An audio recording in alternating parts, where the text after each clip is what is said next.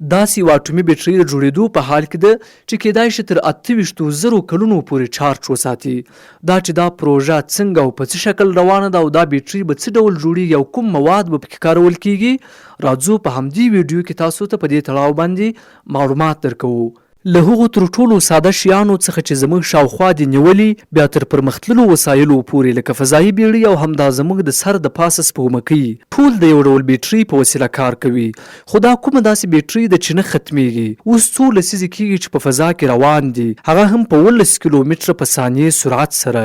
هغه ساده بیټرۍ چې موږ ټول یې پیژنو لکه عادي قلم نما بیټرۍ چې موږ د ټلویزیون په ریموټ کې اچوو، یا همدا ساده سربي اسیدي بیټرۍ چې په موټرو کې کاریږي. له دې څخه لږ پرمختللې بیټرۍ لیتیوم آیون دي چې زموږ په موبایلونو، لپټاپونو او حتی برقي موټرو کې کارول کیږي. تر اوسه لیتیوم آیون د عادي بیټریو له ډلې څخه تر ټولو پرمختللې ټکنالوژي بلل کیږي. خو هغه بیټرۍ چې مثلا 50 کاله مخکې په ویجر فضایي بیړیو کې نصب شوي وي او لا هم کار کوي، هغه څه ډول بیټرۍ دي؟ یا د مریخ په سپرونکو وسایلو او همدغو سپوږمکیو کې چې زموږ د سر پر پاسه دي کومې بیټرۍ کارول کیږي؟ دا اټومي بیټرۍ دي. ښه راغلاست خان میډیا یوټیوب چینل ته. تر څو کلونو وړاندې حتی د زړه د ضربانو په تنظیمونکو وسایلو کې هم اټومي بیټرۍ کارېدې چې د پلوتونیم 238 په وسیله یې کار کاوه. پوهیږئ چې دا څه شی دی؟ که غواړئ په بشپړه توګه یې وپېژنئ دا ویډیو په خان میډیا یوټیوب چینل کې وګورئ او زموږ چینل هم درسره سبسکرایب کړئ. د نړۍ تر ټولو خطرناک عنصر د همدې عنصر خطر د دې لامل شو چې نور د زړه په ضربان تنظیمونکو وسایلو کې اټومي بیټرۍ ونه کارول شي په ځانګړي ډول، ځکه چې د لیتیوم آیون بیټرۍ ټکنالوژي ډیره پرمختللې شوې ده.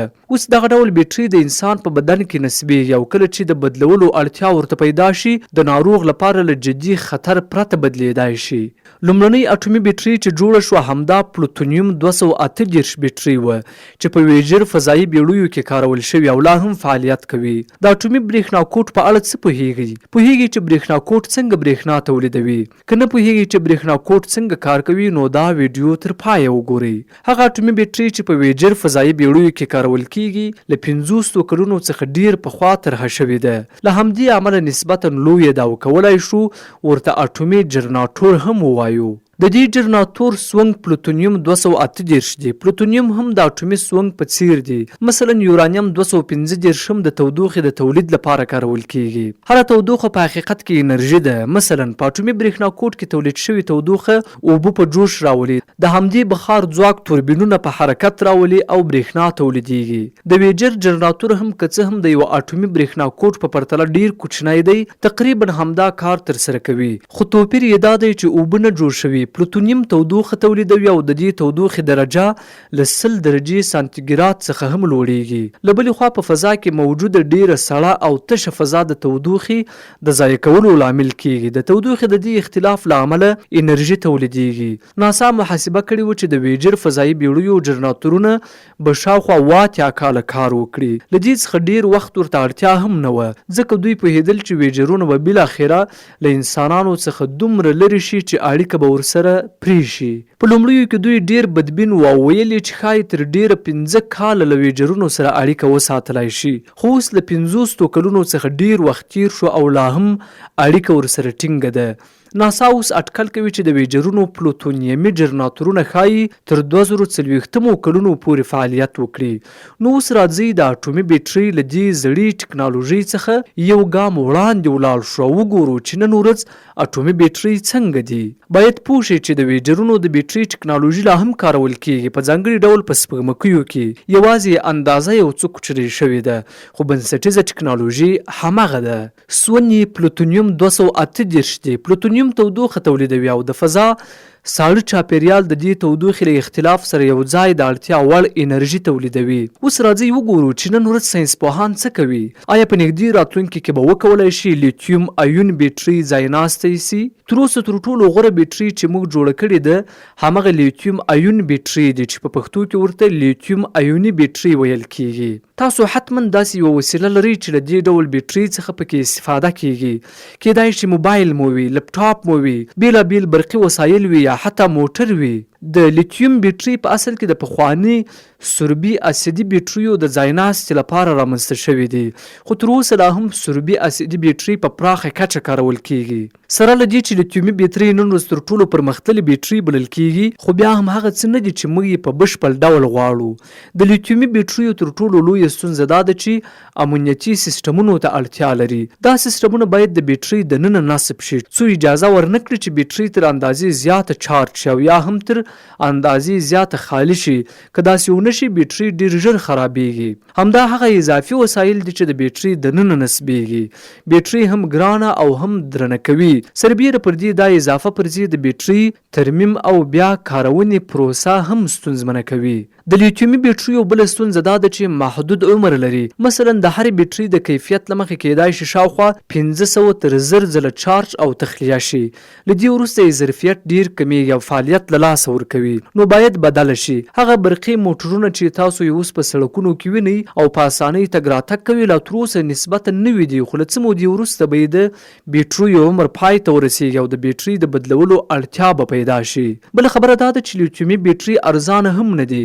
مثلا د ټیسلا موډل اس یو نوی موټر شاوخوا $50,000 بیه لري چې د دې بیې نږدې 1/3 برخه یوازې د بیټري لګښت جوړوي. حتی کله چې تاسو د لوړ کیفیت برقي وسیله واخلئ لکه د میلواکي ډرل، کیدای شي د هغې لیتیوم آیون بیټري د خپل ډرل څخه هم ګرانه تمامه شي. نو لیتیومي بیټري ډېرې ګرانې دي. باید داسې یوه لاره پیدا شي چې د بیټریو بیه راټیټه شي. همدا لامل دی چې په امریکا کې حتی تر ټولو ارزان برقي موټر هم د یو عادي لوکس پټرولي موټر په بیه تمامېږي. یو په زړه پورې خبره دا ده چې لیتیومي بیټري هیڅکله دا نه خوښوي چې تاسو یې تر 100 سلنې پورې چارج کړئ یا یې تر 0 سلنې پورې تخلیه کړئ او یا یې خاموش کړئ.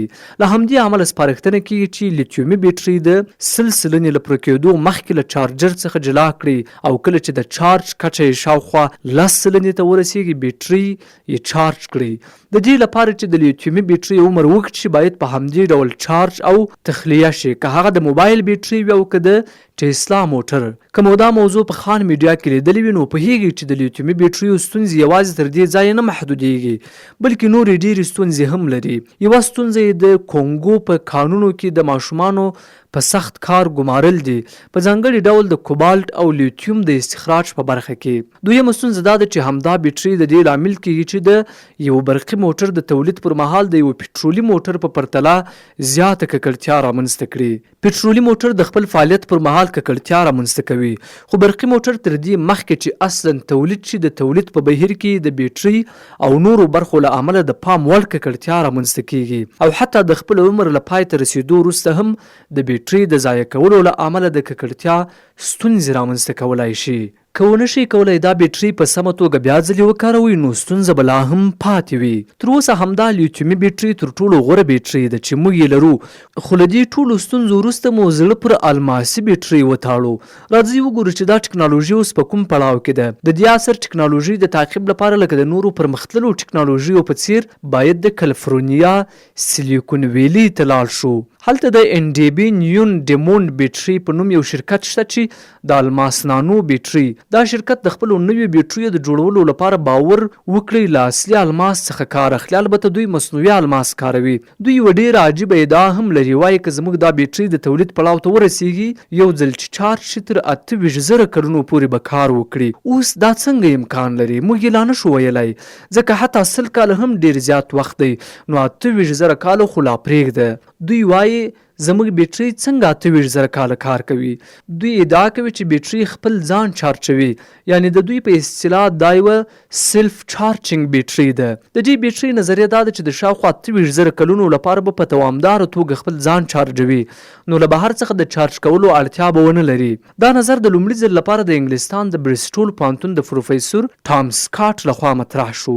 دې پروفیسور په 2014 کال کې ویلي و چې که موږ وکولای شو د مصنوعي الماس په وسیله یوه بیټري جوړه کړو نو دغه بیټري به خپل ځان چارجوي او په اصل کې به هیڅکله د بهرني چارج لپاره اړتیا ونه لري. پروفیسور ټام سکاټ حتی دا نظر په یو تجربه کې وازمایه. هغه یو مصنوعي الماس د کاربن 14 په وسیله جوړ شوی و اټومي سرچینې سره وازمایه. جالبه ده چې کاربن 14 یو اټومي کثافات د چې له ډیرو اټومي برېښنا کوټونو څخه باید جلا او مدیریت شي. البته دا ډول تجربه د پروفیسور ټام سکاټ په مشرۍ د بریسټول پوهنتون د یوې څېړنیزې ډلې لخوا ترسره شوې وه. داسې نه ده چې هر څوک دې لاړ شي کاربن 14 دې راوړي او خپله تجربه دې پرې وکړي، ځکه چې کاربن 14 یوه راډیو اکټیفه ماده ده او د انسان روغتیا ته ډیر خطرناک زیانونه رسولی شي، په ځانګړي ډول د سرطان خطر زیاتولی شي. له دې تجربې وروسته ډیرو ساینسپوهانو د دې نظریې هرکلی وکړ. دوی وویل چې کاربن 14 چې یو اټومي کثافات دي او باید له اټومي برېښنا کوټونو څخه وایستل شي او په ډیرو خوندي ځمکنیو زیرمو کې ښخ شي، کولی شي د الماس بیټریو د تولید لپاره وکارول شي. اوس الماس څنګه د بیټریو دننه ځای پر ځای کیږي؟ په دې طریقه کې مصنوعي الماس باید د ډیرې نرۍ پاڼې لکه د فویل په څیر جوړ شي او بیا د بیټرۍ دننه په څو طبقو کې ځای پر ځای شي. د بیټرۍ پوښ باید له ټایټانیم څخه جوړ شي څو هیڅ ډول زیان رسونکي اټومي وړانګې له هغې څخه بهر ونوځي. دا بیټرۍ اوس د ازموینې په پړاو کې ده او پلان دی چې د هغې لومړنۍ تولید شوې بیټرۍ په هغو طبي وسایلو کې وکارول شي چې د انسان د زړه دننه نصبیږي، څو داسې بیټرۍ ولري چې هیڅ کله ژر ختمه نشي. د دې بیټرۍ پوښ باید داسې جوړ شي چې حتی د چاودنې پر مهال هم زیان ونه ویني، نو د عادي ضربې یا تودوخې پر وړاندې خو باید لا ډیر مقاومت ولري. او همدا د دې بیټرۍ تر ټولو مهم امنیتي ټکی دی. اوس ښایي تاسو ووایئ چې ولې داسې بیټرۍ جوړوي چې دننه یې یوه خطرناکه ماده شتون لري؟ د دې لپاره یې جوړوي چې نړۍ ورځ تر بلې پرمختګ کوي او هره ورځ داسې بیټریو ته ډیره اړتیا پیدا کیږي چې اوږد عمر ولري او وکولای شي لوی کارونه ترسره کړي، مثلا په طبي وسایلو کې وکارول شي او ډیر نور کارونه ترسره کړي. ساینسپوهان وایي چې د لیتیوم بیټریو راتلونکی محدود دی او باید په راتلونکي کې حتمن بدیل پیدا شي. په لومړي نظر کې دا موضوع یو څه ویرونکې ښکاري. یو داسې بیټرۍ چې دننه یې اټومي کثافات کارول کیږي غواړي د انرژي نړۍ بدله کړي او ادعا کیږي چې تر 28,000 کلونو پورې به بیا د چارج کولو اړتیا ونه لري. خو زما په نظر دا ټکنالوژي هغه وخت پر اختیا د منلو او ګټوري کېدو وړ ده چې له لومړیو ورځو څخه تر 28,000 کلونو پورې د بیټریو جوړښت او اندازه یو شان وساتل شي. یعنی نوي وسایل باید داسې نه وي چې د بیټرۍ لپاره یې نوی او متفاوت شکل رامنځته شي، ځکه بیا به خلک اړ شي چې پخوانۍ بیټرۍ وغورځوي یا یې بیا ځلې کارونې ته وسپاري. ستاسو نظر په دې اړه څه دی؟ آیا رښتیا به هم داسې بیټرۍ جوړې شي چې هغه به وکولای شي 28,000 کاله چارج وساتي؟ دا ډیره یوه حیرانونکې خبره ده. تاسو هم کولی شئ په کومنټونو کې له موږ سره خپل نظرونه شریک کړئ.